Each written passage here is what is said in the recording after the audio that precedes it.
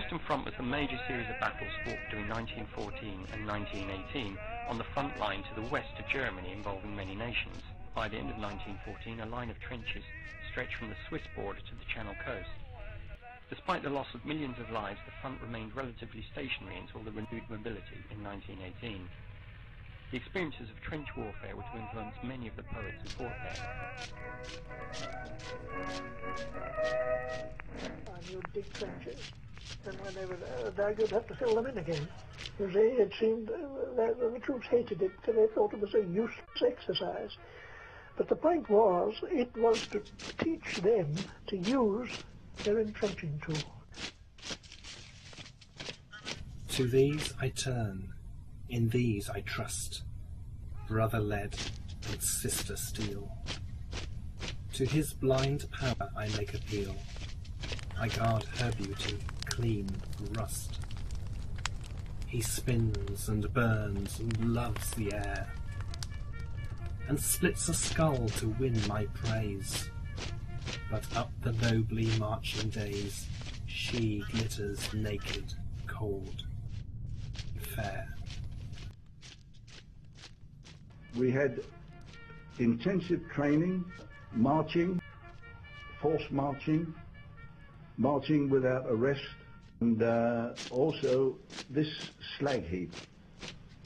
We attacked it in training, frontal attack, right flank attack, left flank attack, both flanks attack, night attack, and we wondered what the devil all this training was for, but we were to learn later on. And was there any opportunity for washing or replacing your clothes? Not your uniforms, but there were facilities for replacement of undervest. And at what times was it possible to have the change of clean underclothes? I was in on the Western Front 6 months, and I can only remember 2 occasions when we had a complete change of underclothes.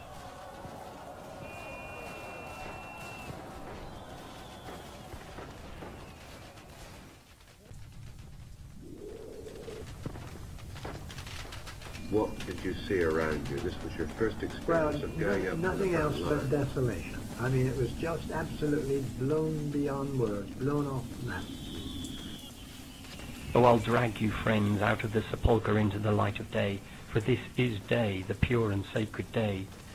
And while I squeak and gibber over you, look, from the wreck a score of field mice, nimble and tame and curious, look about them. These calmed me, on these depended my salvation.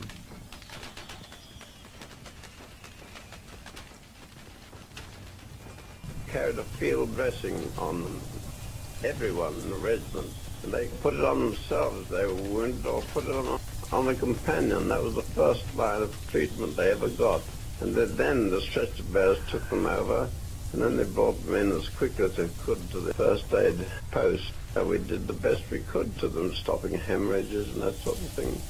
And when you had the wounded men in there, did you have special beds prepared for them, or did you lay them on stretchers? No, I lay them on stretchers.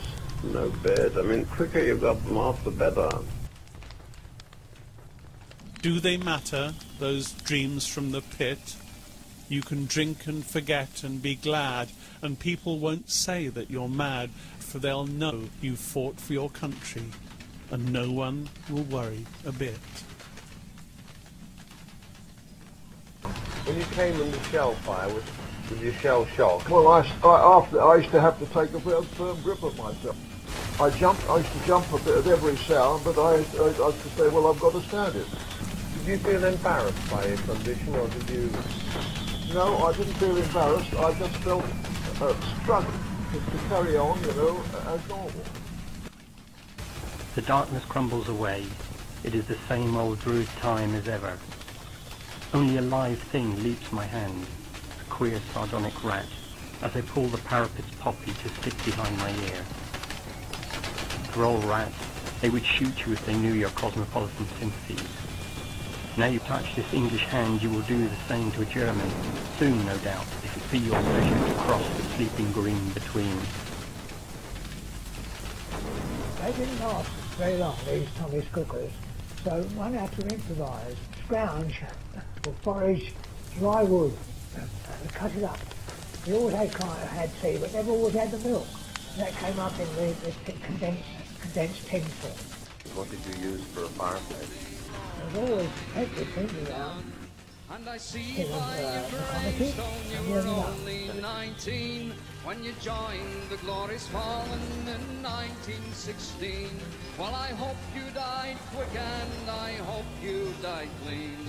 Or Willie McBride, was it slow and it seen? Did they beat the drum slow? Gas, quick boys, an ecstasy of fumbling, fitting the clumsy helmets just in time. But someone still was yelling out and stumbling, and floundering like a man in fire with iron. Dim through the misty panes, and thick green light, as under a green sea, I saw you. My dreams fall like helpless sight. He plunges at me, guttering, choking, drowning. Some smothering dreams, you too could pace behind the wagon that we flung him in, and watch the white eyes writhing in his face, his hanging face, like a devil's sick of sin. If you could hear at every jolt the blood come gurgling from the froth-corrupted lungs, I'd seen as cancer, bitter as the cud, of vile, incurable sores on innocent tongues. My friend, you would not tell with such high zest to children ardent for some desperate glory, the old lie, dulce et decorum est, pro patria amor.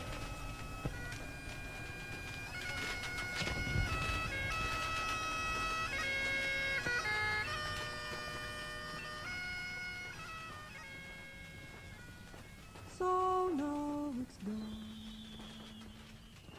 Once more the shining field has gone to feed the reaper's blade. All silent now, the stubble it lies still, with blood-red poppies overlaid. Where are my sons? The mother cries, just barely grown, yet gone away. Away, away, the reaper sighs, cut down like corn on an oil.